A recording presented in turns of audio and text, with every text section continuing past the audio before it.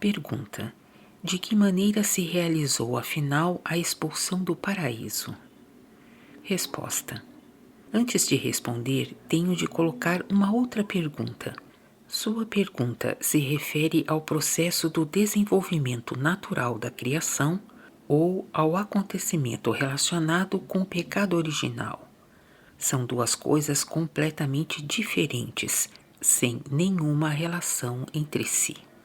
Para simplificar, quero responder às duas coisas. Tomemos em primeiro lugar o processo do desenvolvimento da criação.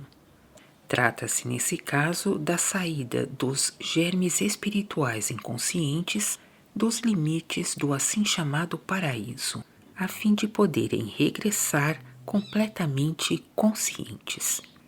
É um processo inteiramente natural que, aliás, seria melhor denominado expelimento. Ainda seria melhor defini-lo pela palavra ejeção. Na formação da criação em seu permanente desenvolvimento, isso representa a saída dos germes espirituais inconscientes, o desprendimento autônomo da região do sedimento espiritual nos limites do paraíso, devido ao anseio de se tornarem conscientes.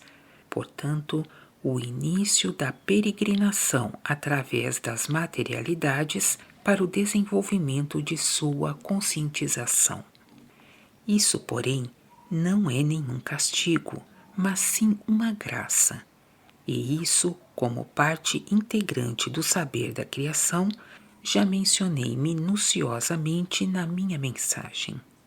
O castigo, porém, que se seguiu ao pecado original foi um acontecimento por si, que, no entanto, como tudo, processou-se também de modo inteiramente natural, referindo-se a espíritos humanos já desenvolvidos.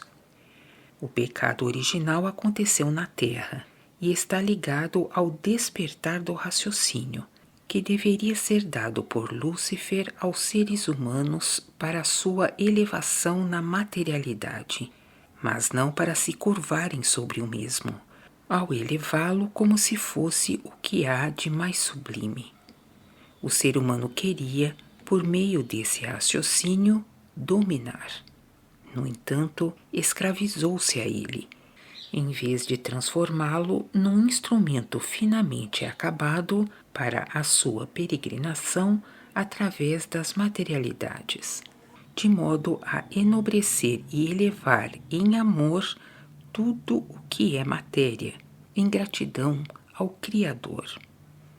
Sendo o raciocínio preso à terra, e sempre o será, o espírito humano atou-se através dele e cortou assim toda a ligação com as alturas luminosas, sua verdadeira pátria.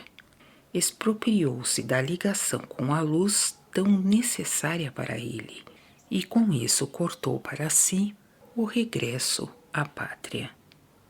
Assim que o próprio ser humano colocou o raciocínio como o mais elevado, assemelhou-se a um saco fechado em cima, porque com isso interceptou sua vista para as alturas. O raciocínio, pois, como um produto do cérebro terreno, só pode compreender aquilo que, como ele, pertence à matéria grosseira. Dela provém ou esteja estreitamente ligado a ela. Por esse motivo, recusa naturalmente o que não pertence a essa materialidade, ou então se encontra sem compreensão frente a essas coisas, o que equivale a não poder reconhecer. Essa separação de tudo o que é elevado, não material, equivale ao desligamento do paraíso, o que, sem mais, há de ser perfeitamente compreensível a qualquer ser humano que pensa. Nesse acontecimento, o ser humano se encontrava na Terra, mas não no paraíso, do qual ele se desligou. Também a expressão ganharás o teu pão com o suor de teu rosto não é difícil de entender.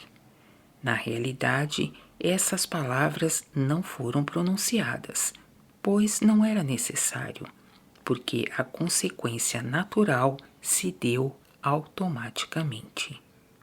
Logo que o ser humano, através do domínio do raciocínio, se desligou do paraíso, situado no reino espiritual, e de tudo o que é elevado, extramaterial, porque não podia mais compreendê-lo e, consequentemente, não mais saber disso, então todo o seu pensar e atuar teve que se dirigir, de acordo com o raciocínio, apenas a tudo o que é preso à terra.